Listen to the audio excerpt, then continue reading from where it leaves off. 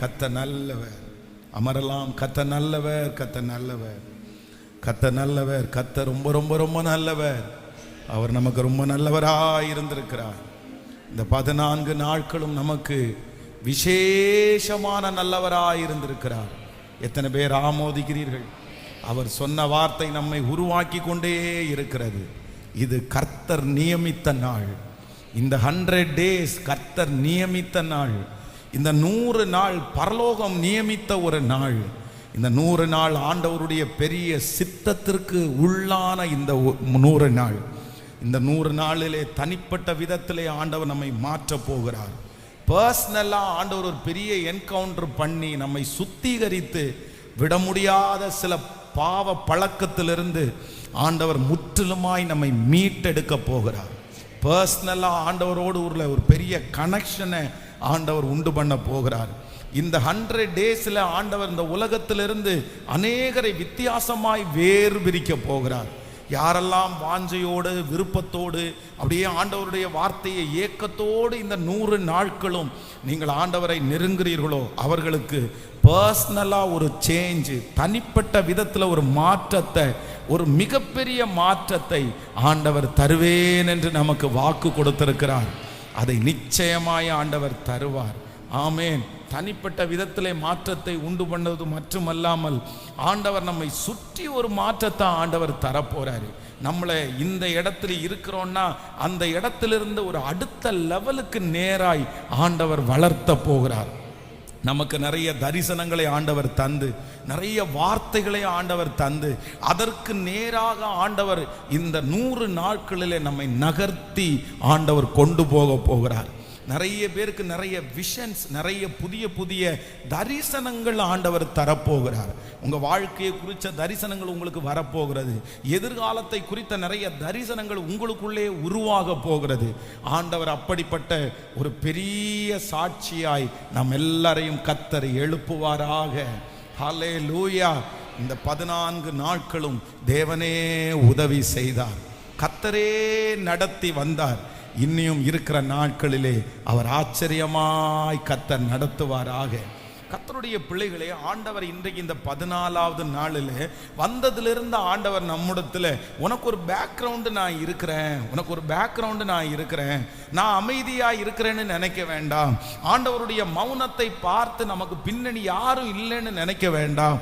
சத்துருக்கு முன்னாடி நான் உன்னை வளர்த்துகிறது தான் நான் உன்னோடு கூட இருக்கிறதனுடைய அடையாளம் என்று கர்த்தர் நமக்கு கிருபையாய் கர்த்தர் சொன்னார்.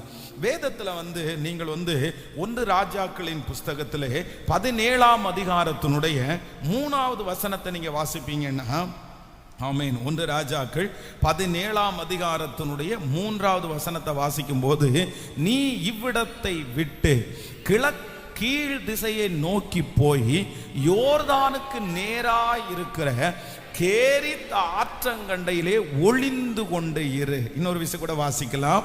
ஆமென். நீ இவ்விடத்தை விட்டு கீழ் திசையை நோக்கி போய் யோர்தானுக்கு நேராய் இருக்கிற கேரித் ஆற்றண்டையிலே ஒளிந்து கொண்டு இரு. கர்த்தருடைய பிள்ளைகளே, இந்த இடத்துல இந்த வசனம் ஆண்டவர் தீர்க்கதரிசியை பார்த்து என்ன சொல்றார் அப்படின்னு சொன்னா, எப்பா தேசமெல்லாம் பஞ்சம் ஆரம்பிக்க போகுது, இன்னும் இந்த பஞ்சத்துக்கு நான் உன்னை போஷிக்க போறேன், உன்னை தப்பு வைக்க போறேன், உன்னை அந்த நாட்டினுடைய ராஜா தேடி கொண்டிருக்கிறாரு, அவர் கண்டுபிடிச்சாருன்னா உன்னை கொன்றுவாரு, அதனால நீ என்ன பண்ண அப்படின்னு சொன்னா, இதுவரையிலும் வேதத்திலே குறிப்பிடாத ஒரு இடத்தை ஆண்டவர் குறிப்பிட்டு, நீ யோர்தானுக்கு நேராய் இருக்கிற கேரித் ஆற்றங்கண்டையிலே ஒளிந்திரு அப்படின்னு சொல்றாரு.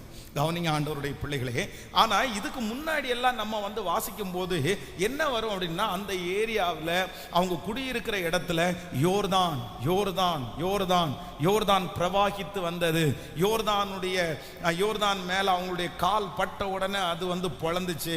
இந்த யோர்தான் அப்படின்றது என்ன அப்படின்னா, மிக பிரம்மாண்டமான ஒரு நதி, ஒரு பிரம்மாண்டமான ஒரு ஆறு. அப்படின்னா அதுக்கு முன்னாடி யாரையும் எதிர்த்து நிற்க முடியாது.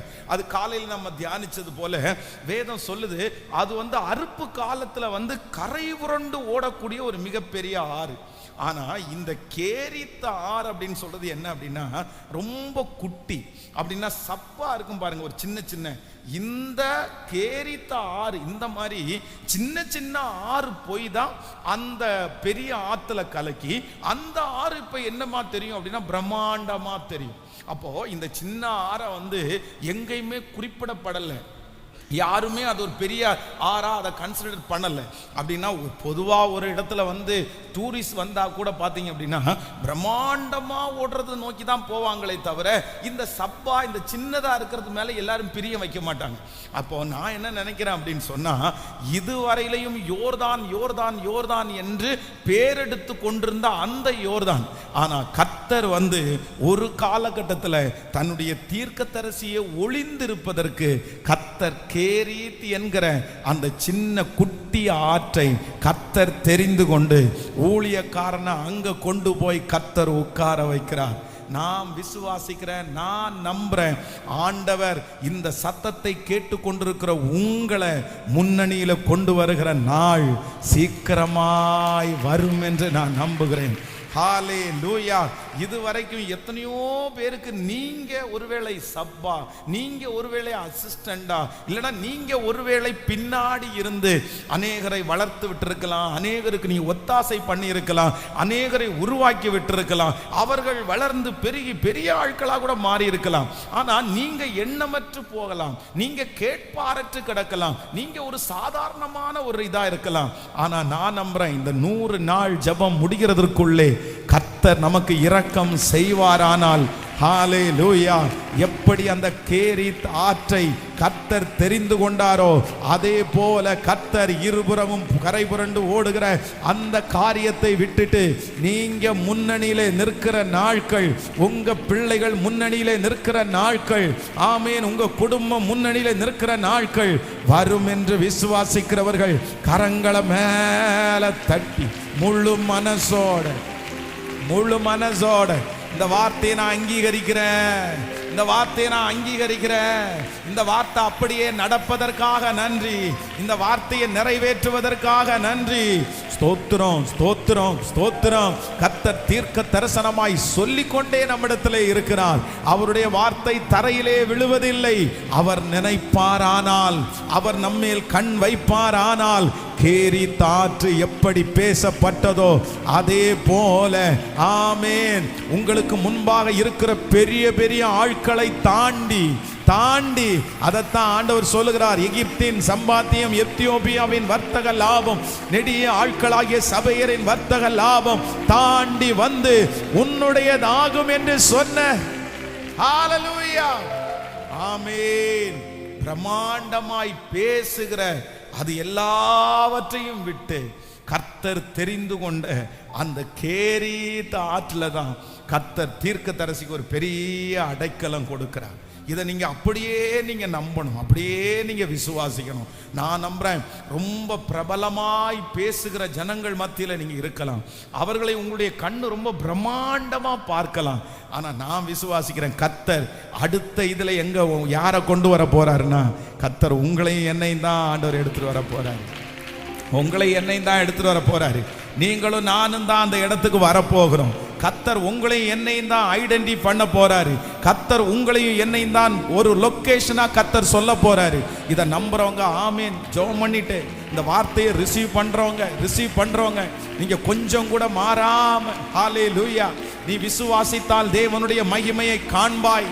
இந்த 14வது நாள் கர்த்தர் நமக்கு கொடுக்கிற வாக்குத்தத்தமா நினைச்சுக்குவோம். இயேசுப்பா இயேசுப்பா இயேசுப்பா, இப்போ அந்த காரியங்கள் நடப்பதாக,